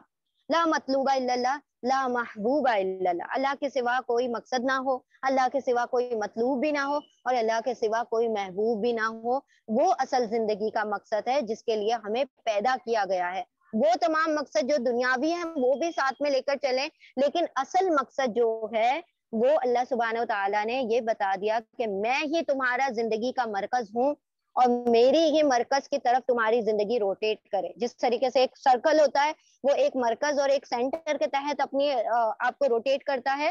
تو اسی طرح تمہاری زندگی کا مرکز میری ذات ہونا چاہیے، اس کے اطراف تمہاری زندگیاں گھومنا چاہیے، تب تو تمہارا اصل مقصد تم نے حاصل کر لیا، ورنہ جو بھی تمہارے مقصد ہے وہ ہلاک ہونے والے، ختم ہونے والے۔ تو یہاں پر جو ہے سورہ زمر میں ہم توحید بالعمل کو دیکھیں گے انشاءاللہ۔ پھر اس میں یہ بھی بات ہے کہ انسان زبان سے تو کہتا رہے کہ میں موحد ہوں، میں اللہ کو ایک ماننے والا ہوں، اور پھر اس کا عمل جو ہے کیسا ہو، اس کا عمل جو ہے وہ ایسا ہے کہ اس نے اپنے، اس سے پہلے ہم نے پڑھا تھا نا کہ اپنی ہواؤں کو، اپنی نفسوں کو اپنا حاکم بنا لیا، اپنا معبود بنا لیا۔ تو معبود برحق صرف اللہ ہونا چاہیے، حاکم صرف اللہ کی ذات ہونا چاہیے، حکم صرف اللہ ہی کا مانا جائے گا، اس کے تابع چاہے جس کے حکم مانے جائیں، لیکن سب سے اہم جو حکم کی جو وہ دے دی جائے گی، مطلب جو سب سے بڑا عہدہ حکم کا دیا جائے گا، حاکمیت کا دیا جائے گا، وہ صرف اور صرف اللہ کو دیا جائے گا۔ اس کے علاوہ تمام چیزیں، اب حدیث میں بھی ایک اور چیز آتی ہے، قرآن میں تو یہ بات آتی ہے کہ کسی نے اپنی نفسوں کو ہوا بنا لیا ہے، حدیث میں ایک بات آتی ہے کہ کوئی تو ہے جو دینار کے غلام بنے ہوئے، دینار کے بندے بنے ہوئے ہیں، عبد الرحمن نہیں وہ عبد الدینار بنے ہوئے ہیں، یعنی کہ مال کی ایسی محبت ان کے دلوں پر چھائی ہوئی ہے کہ پھر حرام حلال سب کچھ بھول جاتے ہیں، بس مال آنا چاہیے۔ تو اللہ سبحانہ تعالیٰ نے یہاں پر وہ دو چیزیں ایک ایگزامپل کے طور پر بتا دی کہ کوئی تو اپنی نفسوں کو اپنا معبود بنا لیتا ہے، کوئی تو ہے جو اپنے دیناروں کو، اپنے مال کو اپنا معبود بنا لیتا ہے۔ تو ان تمام چیزوں سے مبرہ ہو کر جو اللہ کی اطاعت کو قبول کرے گا تو وہی توحید عملی ہے کہ جس کے تحت انسان کو پیدا کیا گیا ہے۔ ویسے تو ہم بہت دعوے کرتے ہیں کہ ہم اللہ ہی کو ایک مانتے ہیں، لیکن اللہ کی ایک نہیں مانتے، تو پھر وہ توحید عملی نہیں ہے۔ اللہ کو ایک مانو اور اللہ کی ہر ایک مانو، تب وہ توحید عملی ہوگی۔ تو کل اطاعت اللہ کے لیے ہے، باقی اطاعتیں اس کے ماتحت ہیں، اور مخلوق میں سے کسی کی اطاعت نہیں ہوگی اللہ کی معصیت کے ساتھ۔ اگر اللہ کی معصیت کرنی ہے، اللہ کی نافرمانی کرنی ہے، اگر مخلوق کی اطاعت کرنی ہے، تو پھر وہ معصیت اللہ کی معصیت جو ہوگی وہ توحید نہیں کہلائے گی، توحید عملی نہیں کہلائے گی۔ اس سورے میں انشاءاللہ ہم وہی دیکھیں گے کہ اللہ سبحانہ و تعالیٰ نے اپنی توحید عملی کا ذکر کیا ہے کہ اپنے آپ کو خالص کر لو، مخلصین لہ الدین، اللہ ہی کے لیے اپنے آپ کو خالص کر کے عمل کرنا ہے اور اسی کی اطاعت کو قبول کرنا ہے۔ بسم اللہ الرحمن الرحیم، تنزیل الکتاب من اللہ العزیز الحکیم۔ اسی کا جوڑا جو ہے سورہ زمر کا جو جوڑا ہے وہ ہم انشاءاللہ سورہ نیکسٹ جو سورہ آ رہی ہے، سورہ غافر یا سورہ مومن جس کو کہا جاتا ہے، اس میں آ رہا ہے۔ وہ تنزیل الکتاب من اللہ العزیز العلیم سے شروع ہو جائے گا، یہ حکیم سے شروع ہو رہا ہے، عزیز الحکیم، وہاں پر آ جائے گا عزیز العلیم۔ بسم اللہ الرحمن الرحیم، اللہ کے نام سے جو بے انتہا مہربان اور رحم فرمانے والا ہے۔ اس کتاب کا نزول اللہ زبردست اور دانا یعنی حکمت والے رب کی طرف سے ہے۔ اے نبی صلی اللہ علیہ وسلم، یہ کتاب ہم نے تمہاری طرف برحق نازل کی ہے، لہٰذا تم اللہ ہی کی بندگی کرو، دین کو اسی کے لیے خالص کرتے ہوئے۔ خبردار، دین خالص اللہ ہی کا حق ہے، یعنی کہ اللہ سبحانہ و تعالیٰ ہی کے لیے اپنے دین کو خالص کر لو۔ اس کے علاوہ اگر تم نے کسی اور کے لیے اپنے آپ کو مخلص کر لیا، یعنی اسی کی طرف اگر اپنے آپ کو رجوع کر لیا اور اسی کو حاکم مان لیا، تو تم کیا ہو جاؤ گے؟ ہلاک ہو جاؤ گے۔ سورہ زمر چل رہی ہے ہماری، ٹھیک ہے، آیت نمبر 3۔ رہے وہ لوگ جنہوں نے اس کے سوا دوسرے سرپرست بنا رکھے ہیں. اب دیکھیں ہم نے یہ قرآن میں دیکھ لیا سرپرست کون بن گیا. کسی نے انسانوں کو بنا لیا, کسی نے اپنی اولادوں کو بنا لیا, کسی نے اپنے مال کو بنا لیا, کسی نے اپنی ہوا کو بنا لیا, کسی نے اپنے نفس کو بنا لیا. تو جس نے جس کو سرپرست بنا لیا اور اپنے اس فعل کی توجیہ یہ کرتے ہیں کہ ہم تو ان کی عبادت صرف اس لیے کرتے ہیں کہ وہ اللہ تک ہماری رسائی کرا دیں گے. اللہ یقیناً ان کے درمیان ان تمام باتوں کا فیصلہ کر دے گا جن میں وہ اختلاف کر رہے ہیں. اللہ کسی ایسے شخص کو ہدایت نہیں دیتا جو جھوٹا اور منکر حق ہے. اب یہ معاملہ جو ہے یہ کافروں سے نکلا تھا, نان مسلم سے نکلا تھا, مشرکوں سے نکلا تھا کہ انہوں نے مان لیا کہ ہم نہایت گندے, آلودہ, ناپاک, بالکل بدترین مخلوق, اور اللہ سبحانہ و تعالیٰ اتنا پاک اتنا پاک اتنا پاک, تو ہماری رسائی ان تک کیسے ہو, اللہ سبحانہ و تعالیٰ تک ہماری رسائی کیسے ہو. تو ہمیں درمیان میں کوئی کڑی چاہیے جو ہماری بات ان تک پہنچا دے, اللہ سبحانہ و تعالیٰ تک ہماری بات پہنچا دی جائے. تو ہم کیا مطلب انہوں نے کیا کر لیا, اپنے جو اس میں سے وہ بنا لیے, پجاری بنا لیا, اپنے وہ سرپرست بنا لیا, اپنے اسکالرز اپنے علماء بنا لیے جو ان کی باتوں کو اللہ تک پہنچاتے. اللہ سبحانہ و تعالیٰ نے کہا اجیب دعوت الداعی اذا دعان, اور میں قریب ہوں, ان کو بتا دو جا کر کے میں قریب ہوں. اللہ سبحانہ و تعالیٰ نے یہاں پر جتنے بیچ میں پردے تھے سب کو ہٹا دیا کہ تمہارا رب تم سے ڈائریکٹ بات کر سکتا ہے. تم کتنے بھی گندے ہو, کتنے بھی ناپاک ہو, جتنا انہوں نے وہ بنا لیا تھا کانسیپٹ کہ ہم سے زیادہ ناپاک کوئی نہیں, اللہ سے زیادہ پاک کوئی نہیں. ہمارے درمیان تو پھر پاک لوگ ہی کیا کر سکتے ہیں, درمیان میں وہ لگا سکتے ہیں. سیڑھی بنانی پڑے گی جب جا کے ہم اللہ کے تک پہنچیں گے. اللہ سبحانہ و تعالیٰ نے فرما دیا کہ تم جب مجھے پکارو گے تب مجھے اپنے قریب پاؤ گے, اور میں تمہاری ہر پکار پر جواب دوں گا, اور اجیبو میں فوراً جواب دیتا ہوں اگر تمہیں یقین ہو تو. اگر اللہ کسی کو بیٹا بنانا چاہتا تو اپنی مخلوق میں سے جس کو چاہتا برگزیدہ کر لیتا. پاک ہے وہ اس سے کہ کوئی اس کا بیٹا ہو, وہ اللہ ہے اکیلا اور سب پر غالب. یعنی اللہ سبحانہ تعالیٰ نے بتایا کہ اگر اس کو بیٹا بنانا ہوتا تو وہ اپنی چوائس سے مختص کرتا کسی کو, تمہاری مرضی سے کسی کو کیوں بیٹا بنائے گا. اگر اسے نعوذ باللہ بنانا بھی ہوتا بیٹا تو وہ اپنی پسند سے جس کو چاہتا بناتا. تمہاری مرضی اس پر نہیں چلتی. اللہ سبحانہ تعالیٰ تو جیسا کرنا چاہے وہ ویسا کر لیتا ہے, اس سے بندوں کے مشوروں کی یا اس کے تجویز کی کوئی ضرورت نہیں ہے. اس نے آسمان اور زمین کو برحق پیدا کیا ہے, وہی دن پر رات اور رات پر دن کو لپیٹتا ہے. اس نے سورج اور چاند کو اس طرح مسخر کر دیا. یہاں سے اللہ سبحانہ تعالیٰ کی تذکیر بالآلاء اللہ, اللہ کی نعمتوں کا ذکر ہو رہا ہے.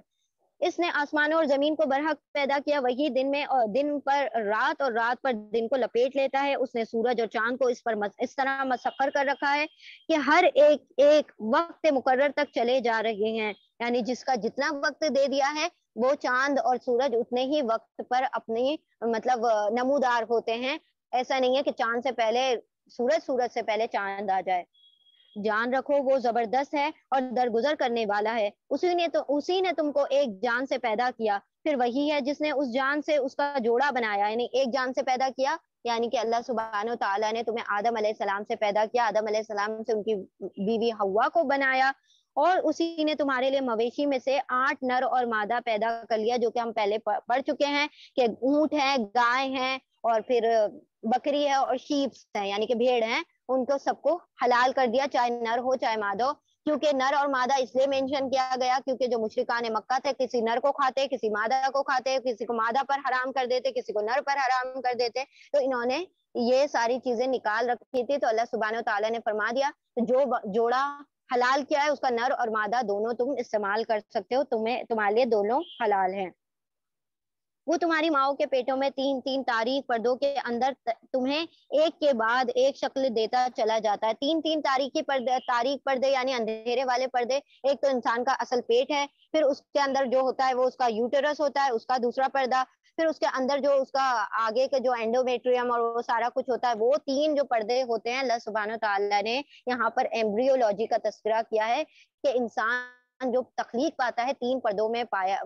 پلتا ہے. اور اگر وہ اس کے اندر کی طرف سے دیکھا جائے تو وہ بھی 3 جلیاں ہوتی ہیں کہ وہ اینڈومیٹریم ہوتا ہے, پھر ایکزومیٹریم ہوتا ہے, اور میزو ہوتا ہے. تو وہ 3 اللہ سبحانہ تعالیٰ نے ایک کشن کی طرح سے بنا دیا, جس کے اوپر جو وہ ہوتا ہے زائگوٹ جو ہوتا ہے وہ پلتا ہے اور پھر بڑا ہوتا ہے, اور پھر وہاں پر تخلیق پاتا ہے, تاکہ اس جو پیدا ہونے والا جو بچہ ہے جو تخلیق پا رہا ہے ماں کے رحم میں اسے کسی قسم کا نقصان نہ پہنچے، تو اس کے چاروں طرف سے کورنگ دے دی ہے اور اس کو ایک ایسا سپورٹ دے دیا ہے جس کی وجہ سے وہ وہاں سے مطلب اس کو کسی بھی قسم کی تکلیف نہیں پہنچتی۔ تو اللہ سبحانہ تعالیٰ نے فرمایا 3 تاریکیوں میں 3 پردوں میں تم کو پیدا کیا، یعنی اتنی تمہاری حفاظت کی، اور تمہیں تمہارے پیدا ہونے سے پہلے تمہاری رب تمہاری حفاظت کرتا ہے، اور اس نے تم کو شکل دی۔ یہی اللہ جس کے یہ کام ہے تمہارا رب ہے، بادشاہی اسی کی ہے، کوئی معبود اس کے سوا نہیں ہے۔ پھر تم کدھر سے پھرائے جا رہے ہو، یعنی کون سی چیز ہے جو تمہیں دھوکہ دے رہی ہے تمہارے کریم رب سے، اور تم کس جگہ سے دھوکے کھاتے ہو کہ اللہ کی طرف رجوع نہیں کرتے۔ اگر تم کفر کرو تو اللہ تم سے بے نیاز ہے، لیکن وہ اپنے بندوں کے لیے کفر کو پسند نہیں کرتا، اور اگر تم شکر کرو تو اسے وہ تمہارے لیے پسند کرتا ہے۔ یعنی اللہ سبحانہ تعالیٰ شکر گزاری کو پسند کرتا ہے۔ جب بندہ شکر گزار ہوتا ہے تو اللہ بھی قدردان ہوتا ہے، جو بندہ ناشکری کرتا ہے تو وہ اپنے ہی حق میں بہت ساری کفران نعمت کرنے کے بعد اپنی نعمتوں کو کم کر دیتا ہے۔ کوئی بوجھ اٹھانے والی کسی دوسرے کا بوجھ نہ اٹھائے گی، بوجھ اٹھانے والی یعنی کوئی جان کسی دوسرے کا بوجھ نہیں اٹھائے گی، سب کو اپنے اپنے اعمال کا بوجھ خود ڈھونا ہوگا۔ آخرکار تم سب کو اپنے رب کی طرف پلٹنا ہے، پھر وہ تمہیں بتا دے گا تم کیا کیا کرتے تھے، وہ تو دلوں کا حال تک جانتا ہے۔ انسان پر جب کوئی آفت آتی ہے تو وہ اپنے رب کی طرف رجوع کر کے اس سے پکارتا ہے، پھر جب اس کا رب اسے اپنی نعمت سے نواز دیتا ہے تو وہ اس مصیبت کو بھول جاتا ہے جس پر وہ پہلے پکار رہا تھا، اور دوسرے کو اللہ کا ہمسر ٹھہرا دیتا ہے تاکہ اس کی راہ سے گمراہ کرے۔ اے نبی صلی اللہ علیہ وسلم اس سے کہو کہ تھوڑے دن اپنے کفر سے لطف اٹھا لے، یقیناً تو دوزخ میں جانے والا ہے۔ کیا اس شخص کی روش بہتر ہے یا اس شخص کی جو مطیع فرمان ہے، فرما بردار ہے، رات کی گھڑیوں میں کھڑا رہتا ہے اور سجدے کیا کرتا ہے؟ یہاں پر اللہ سبحانہ و تعالیٰ نے فرما دیا، یہاں پہ 2 لوگوں کو کمپیئر کر لیا کہ ایک ہے جو ناشکریاں کرتا پھرتا ہے، اور اللہ سبحانہ و تعالیٰ کی نعمتوں کا جو کریڈٹ ہے وہ بھی کن کو دے دیتا ہے؟ مخلوقات کو دے دیتا ہے۔ جب پریشانیوں میں ہوتا ہے تو اس کا سر سجدوں سے نہیں اٹھ پاتا، اس کی پھر وہ تہجدیں بھی قضا نہیں ہوتی، اور پھر جب وہ اللہ سبحانہ تعالیٰ اس کو مشکلات سے نکال دیتا ہے تو پھر ایسا اللہ سبحانہ تعالیٰ سے بے پرواہ ہو جاتا ہے کہ جیسے اللہ کی طرف اس کو لوٹنا ہی نہیں ہے۔ اور کچھ لوگ ایسے ہیں جو اتنے فرما بردار ہیں کہ وہ راتوں کو بھی اللہ سبحانہ تعالیٰ کی یاد، قانت لوگ ہیں جو فرما برداری میں اللہ کے لیے کھڑے ہوتے ہیں، اور یہ دونوں اللہ سبحانہ تعالیٰ فرما رہے ہیں کہ کبھی برابر نہیں ہو سکتے۔ رات کی گھڑیوں میں اللہ کو یاد کرتے ہیں اور سجدے کرتے ہیں۔ اب رات کی گھڑیوں میں اللہ کو یاد کرنا اور سجدے کرنا تو 2 چیزیں ملا لی گئی کہ ایک تو اللہ سبحانہ تعالیٰ اللہ کو یاد کرنا، تو یاد کرنا تو ہم ایسے لیٹے بیٹھے بھی کر سکتے ہیں، تو سجدہ ملا لیا گیا تو اس کا مطلب یہ تہجد کی بات ہو رہی ہے، تہجد میں قیام کی بات ہو رہی ہے کہ وہ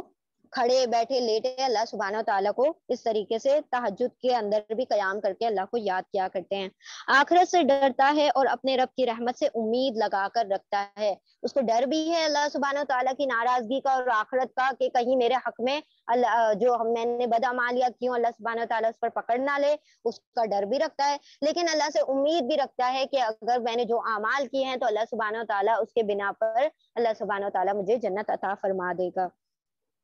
ان سے پوچھو کیا جاننے والے اور نہ جاننے والے یہ دونوں برابر ہو سکتے ہیں؟ یعنی علم والے اور جو اولو العلم ہیں اور جو علم نہیں رکھتے تو وہ دونوں کبھی بھی برابر نہیں ہو سکتے۔ آیت نمبر 10، قُلْ يَا عِبَادِ الَّذِينَ آمَنُوا اتَّقُوا رَبَّكُمْ، نصیحت تو عقل رکھنے والے پکڑا کرتے ہیں، اے نبی صلی اللہ علیہ وسلم کہو اے میرے بندے جو ایمان لائے ہو اپنے رب سے ڈرو۔ جن لوگوں نے اس دنیا میں نیک رویہ اختیار کیا ہے ان کے لیے بھلائی ہے، اور خدا کی زمین وسیع ہے، صبر کرنے والوں کو تو ان کا اجر بے حساب دیا جائے گا۔ یعنی اللہ کی زمین وسیع، اگر تمہیں کسی زمین پر ستایا جائے تو اس زمین سے ہجرت کر جاؤ اور وہاں جا کر رہ بسو جہاں پر تم اللہ کی اطاعت کو بخوبی اور بآسانی سر انجام دے سکتے ہو۔ اے نبی صلی اللہ علیہ وسلم ان سے کہو مجھے حکم دیا گیا ہے کہ دین کو اللہ کے لیے خالص کر کے اس کی بندگی کروں۔ اپنے آپ کو اللہ کے لیے خالص کر لینا یہی دین کا توحید کا اصل لب لباب ہے، اور مجھے حکم دیا گیا ہے کہ سب سے پہلے میں خود مسلم اور فرما بردار بن جاؤں۔ کہو اگر میں اپنے رب کی نافرمانی کروں تو مجھے ایک بڑے دن کے عذاب کا خوف ہے، کہو کہ میں تو اپنے دین کو اللہ کے لیے خالص کر کے اسی کی بندگی کروں گا، یعنی اطاعت تو صرف اللہ ہی کی ہوگی، تم اس کے سوا جس کی بندگی کرنا چاہو کرتے رہو۔ کہو اصل دیوالیے تو وہی ہیں، یعنی کہ جو بینکرپٹ کون ہو گئے، اصل دیوالیے کون ہو گئے، جنہوں نے قیامت کے روز اپنے آپ کو اور اپنے اہل و عیال کو گھاٹے میں ڈال دیا، یعنی خود تو گمراہ تھے اور اپنے اہل و عیال کو بھی اپنی سرپرستی میں کیا رکھا، گمراہ رکھا، تو وہ سب سے بڑے دیوالیہ ہو گئے۔ خوب سن رکھو، یہی کھلا دیوالیہ ہے، یہی سب سے بڑا بینکرپٹ ہے، جس کے پاس نہ نیکیاں ہیں، نہ اپنے مطلب نہ وہ کسی اور کے لیے کچھ کارگر ثابت ہوئے، نہ اپنے ہی لیے انہوں نے کچھ نیکیاں جمع کی۔ ان پر آنکھ کی چھتریاں اوپر سے بھی چھائی ہوئی ہوں گی اور نیچے سے بھی، یعنی اوپر اور نیچے اوڑھنا بچھونا سب آنکھ کا ہوگا۔ یہ وہ انجام ہے جس سے اللہ اپنے بندوں کو ڈراتا ہے۔ بس اے میرے بندوں میرے غضب سے بچو، بخلاف اس کے کہ جن لوگوں نے طاغوت کی بندگی سے اجتناب کیا۔ اب طاغوت کس کو کہا جاتا ہے؟ ابھی ہم نے بتایا آپ کو، اللہ سبحانہ وتعالیٰ نے قرآن میں فرمایا نفس کو انسان نے کیا بنا لیا، معبود بنا لیا، کہیں پر دینار دولت کو معبود بنا لیا۔ ہر وہ چیز جس کی حاکمیت کو مان لیا جائے، جس کا حکم مانا جائے اللہ کے حکم کے اوپر، تو وہ طاغوت ہے۔ حاکمیت ان الحکم الا للہ، اللہ ہی کا حکم چلے گا، اللہ ہی کی فرما برداری چلے گی، حاکم اللہ کے سوا کوئی نہیں ہے۔ اور جس نے اللہ کے علاوہ دوسرے کو حاکم بنا لیا تو پھر اس نے طاغوت کی پیروی کی۔ تو یہاں پر فرما دیا گیا کہ جو طاغوت سے اجتناب کرے اور اللہ کی طرف رجوع کر لیا، اس نے اللہ کی طرف رجوع کر لیا، ان کے لیے خوشخبری ہے۔ بس اے نبی صلی اللہ علیہ وسلم بشارت دے دو میرے ان بندوں کو جو بات کو غور سے سنتے ہیں۔ یہاں پر پھر سننے پر ایمفیسس کیا گیا ہے کہ جو بندے سنتے ہیں وہی نصیحت پکڑا کرتے ہیں اور اس کی بہترین پہلو کی پیروی کرتے ہیں۔ یہ وہ لوگ ہیں جن کو اللہ نے ہدایت بخشی ہے اور یہی دانش مند لوگ ہیں، یعنی کہ وہ ہر سنی سنائی بات پر عمل شروع نہیں کر دیتے، بلکہ اس پر غور و فکر کرتے ہیں اور نصیحتوں کو مانتے ہیں اور اس سننے کے بعد اس پر عمل پیرا ہوتے ہیں۔ اے نبی صلی اللہ علیہ وسلم، اس شخص کو کون بچا سکتا ہے جس پر عذاب کا فیصلہ چسپاں ہو چکا ہو؟ یعنی اللہ سبحانہ وتعالیٰ نے جس کے لیے عذاب لکھ دیا ہو تو اسے کوئی نہیں بچا سکتا اس کے کرتوتوں کے سبب۔ اللہ کسی پر ظلم نہیں کرتا، اس نے جو اعمال کیے اس کے مطابق اللہ نے اس پر عذاب کا فیصلہ لکھ دیا۔ آیت نمبر 20، البتہ جو لوگ اپنے رب سے ڈر رہے ہیں ان کے لیے بلند عمارتوں میں منزل پر منزل بنی ہوئی ہے جن کے نیچے نہریں بہ رہی ہوں گی۔ یہ اللہ کا وعدہ ہے، اللہ کبھی اپنے وعدے کے خلاف ورزی نہیں کرتا، یعنی جنتوں میں ایک کے اوپر ایک لیولز بنے ہوئے ہیں، جتنے وہ نیک عمل کرتے رہیں گے اتنے اونچے لیولز، اتنے اونچے سٹیٹس پر وہ پہنچ جائیں گے۔ کیا تم نہیں دیکھتے کہ اللہ نے آسمان سے پانی برسایا، پھر اس کو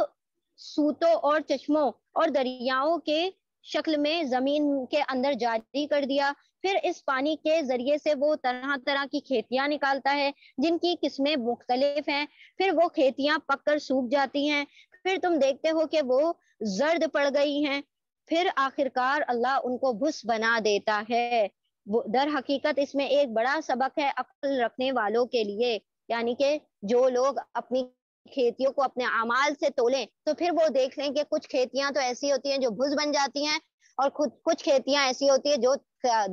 دہقان کو بھی، جو کسان ہے اس کو بھی فائدہ پہنچاتی ہے اور ساتھ ساتھ دوسروں کو بھی فائدہ پہنچاتی ہے۔ تو کس قسم کی کھیتیاں ہم بو رہے ہیں، ہم ذرا اس پر غور و فکر کریں کہ جس سے ہمیں بھی فائدہ نہیں ہو رہا یا جس سے دوسرے بھی سیریاب ہو رہے ہیں، تو ہم نے اس چیز پر غور و فکر کرنا ہے۔ اس میں عقل والوں کے لیے بڑی نشانیاں ہیں۔ اب کیا وہ شخص جس کا سینہ اللہ نے اسلام کے لیے کھول دیا اور وہ اپنے رب کی طرف سے ایک روشنی پر چل رہا ہے، یعنی روشنی ہدایت کی روشنی پر چل رہا ہے، اس شخص کی طرح ہو سکتا ہے جس نے ان باتوں سے کوئی سبق حاصل ہی نہیں کیا؟ تباہی ہے ان لوگوں کے لیے جن کے دل اللہ کی نصیحت سے اور زیادہ سخت ہو گئے اور وہ کھلی گمراہی میں پڑ گئے، یعنی جب جب نصیحتیں آئیں تو وہ اور زیادہ ہٹ درمی اور ضد میں مبتلا ہو کر اور زیادہ انہوں نے حق کو جھٹلا دیا۔ اللہ نے بہترین کلام اتارا ہے، ایک ایسی کتاب جس کے تمام اجزاء ہم رنگ ہیں اور جس میں بار بار مضامین دہرائے گئے ہیں، یعنی اللہ سبحانہ و تعالیٰ نے یہ بار بار اس لیے دہرایا کیونکہ دہرانے سے وہ باتیں کیا ہو جاتی ہیں، یاد ہو جایا کرتی ہیں۔ آپ صلی اللہ علیہ وسلم بھی جب کسی بات کو کسی حدیث کو دہرایا کرتے، مطلب جس بات کے اوپر تاکید پیدا کرنی ہوتی، جس بات کو یاد رکھوانا ہوتا تھا، تو آپ صلی اللہ علیہ وسلم اس کو 3 مرتبہ دہرا دیا کرتے تھے۔ تو اللہ سبحانہ و تعالیٰ کی بھی یہی سنت ہے کہ قرآن میں باتوں کو دہرایا جاتا ہے تاکہ لوگ اس نصیحت کو میں پکے ہو جائیں، اس بات کو اس پر غور و فکر کرنے والے ہو جائیں، اس کو سمجھنے والے ہو جائیں۔ اسے سن کر ان لوگوں کے رونگٹے کھڑے ہو جاتے ہیں جو اپنے رب سے ڈرنے والے ہیں، اور پھر ان کے جسم اور ان کے دل نرم ہو کر اللہ کے ذکر کی طرف راغب ہو جاتے ہیں۔ یہ اللہ کی ہدایت ہے جس سے وہ راہ راست پر لے آتا ہے جسے وہ چاہتا ہے، اور جسے وہ گمراہی میں پڑا رہنے دے اور جسے اللہ ہی ہدایت نہ دے اس کے لیے پھر کوئی ہادی نہیں ہے۔ آیت نمبر 24 سورہ زمر۔ اب اس شخص کی بدحالی کا تم کیا اندازہ کر سکتے ہو جو قیامت کے روز عذاب کے سخت مار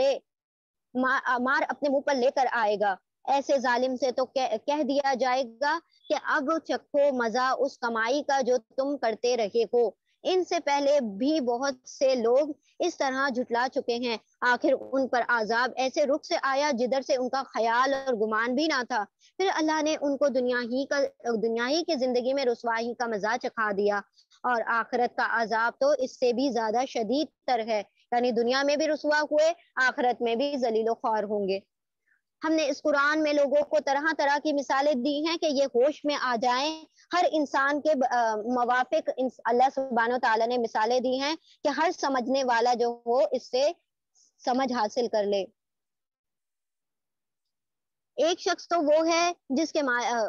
تاکہ یہ برے انجام سے بچ سکے ایسا قرآن جو عربی زبان میں نازل کیا گیا ہے جس میں کوئی ٹیڑھ نہیں۔ اللہ سبحانہ و تعالیٰ نے شروع میں کہا کہ یہ تنزیل ہے جو حکیم اور دانا رب کی طرف سے نازل کیا گیا ہے۔ اب یہاں پر آخر میں بتایا جا رہا ہے اس جز کے کہ یہ قرآن کریم جو ہے عربی زبان میں نازل کیا گیا ہے جس میں کوئی ٹیڑھ نہیں ہے، کوئی شک نہیں ہے، کوئی کجی نہیں ہے۔ اللہ سبحانہ و تعالیٰ نے ٹھیک سیدھی بات اس میں نازل کی ہے تاکہ یہ برے انجام سے بچ سکیں۔ اللہ ایک مثال دیتا ہے، ایک شخص وہ ہے جس کے مالک ہونے میں بہت سے کج خلق آقا شریک ہیں جو اسے اپنی طرف کھینچتے ہیں، اور دوسرا شخص پورا کا پورا ایک ہی آقا کا غلام ہے۔ کیا ان دونوں کا حال یکساں ہو سکتا ہے؟ الحمدللہ، مگر اکثر لوگ نادانی میں پڑے ہوئے ہیں۔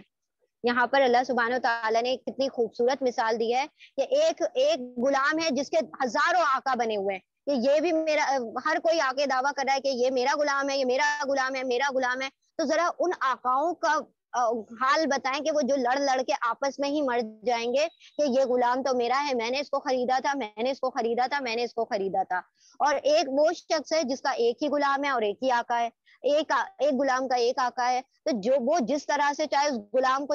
جس طریقے سے حکم دے دے وہ کرے گا۔ اب یہ جو غلام ہے یہ غلام بھی مطلب اپنے آقا کے حکم سے وہ ہو جائے گا کہ ایک آقا کچھ کہتا ہے، ایک آقا کچھ کہتا ہے۔ تو ذرا یہ لوگ اس بات پر غور نہیں کرتے کہ اگر اس دنیا کو 10 خداؤں نے بنا دیا ہوتا تو یہ کس خدا کی پیروی کرتے، کس کا کہاں مانتے، کیونکہ ہر کوئی تو اپنے حساب سے حکم دے رہا ہوتا۔ اسی لیے اللہ سبحانہ و تعالیٰ واحد ہے، اکیلا ہے کہ اس نے ساری دنیا کی جو ہے باغ دوڑ اللہ ہی کے ہاتھ میں ہے، اور وہ ایک واحد ہے جس کی توحید اللہ سبحانہ و تعالیٰ پر ہم گواہی دیتے ہیں اور ہم اس کو ایک مانتے ہیں۔ اب عملی توحید ہم سے اللہ چاہتا ہے کہ اب ہمارے عمل بھی جو ہیں اللہ سبحانہ و تعالیٰ کو ایک مانتے ہوئے اور اسی کی اطاعت کو قبول کریں، اس کے ساتھ کسی اور آقا کی اطاعت کو قبول نہ کریں، تاکہ ہم جو ہے ڈائلیما میں اور اس میں نہ پڑ جائیں، تذبذب میں، کہ اس کی بات مانیں یا اس کی بات مانیں۔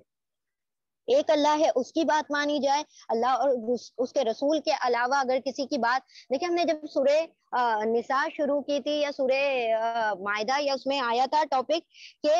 تم پہ تمہارے اللہ، تمہارے رسول اور تمہارے امیر تینوں کی اطاعت لازمی ہے، لیکن اگر امیر کی اطاعت تم میں شبہ میں ڈال دے تو تمہارا معاملہ کس کی طرف رجوع کرے گا؟ اللہ اور اس کے رسول کی طرف۔ پھر تم نے اللہ اور اس کے رسول کی اطاعت کو دیکھنا ہے کہ اگر اس سے ٹکرا رہی ہے امیر کی بات تو تم نے امیر کی بات چھوڑ دینا ہے اور اللہ اور رسول کی بات جو ہے اس کو ترجیح دینا ہے۔ تو یہاں پر بھی وہی بات آ گئی کہ جب تمہارے احکامات، جب کسی کے بھی احکامات اللہ کے حکم کے آگے ٹکرائیں تو پھر ان تمام احکامات کو چھوڑ دیا جائے گا اور اللہ کے حکم کو ترجیح دی جائے گی۔ اے نبی صلی اللہ علیہ وسلم، تمہیں بھی مرنا ہے اور ان لوگوں کو بھی مرنا ہے. آخر کار قیامت کے روز تم سب اپنے رب کے حضور اپنا اپنا مقدمہ پیش کرو گے. یعنی ہر کسی کو اللہ کے سامنے کھڑا ہونا ہوگا اور ہر کوئی سنگل انفرادی طور پر اللہ کے سامنے اپنا مقدمہ پیش کرے گا اور پھر اللہ سبحانہ و تعالیٰ اس کے حق میں فیصلہ فرما دیں گے. اللہم حاسبنی حسابا یسیرا. اللہ سبحانہ و تعالیٰ ہمارے حساب کو آسان فرمائے. ٹھیک ہے, یہاں پر ہمارا جز نمبر 23 مکمل ہوتا ہے انشاءاللہ.